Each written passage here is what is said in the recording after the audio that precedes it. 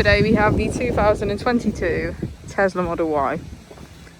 This vehicle has done just under 15,000 miles. It has an automatic transmission and a fully electric motor.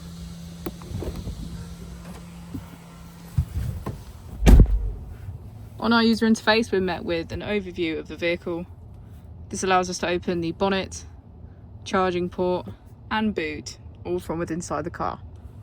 If we click on a Tesla icon in the bottom right, we can access our controls, dynamics, charging, autopilot, schedule, safety, service and software.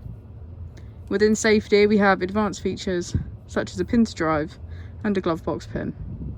If we go into software and click on additional vehicle information, we can get a deeper analysis of the vehicle spec.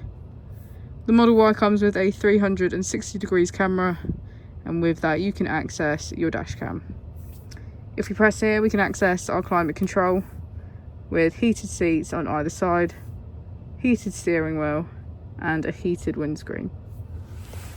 As we go into the back of the vehicle, we can see that it has a full leather black interior and get a good view of our panoramic roof.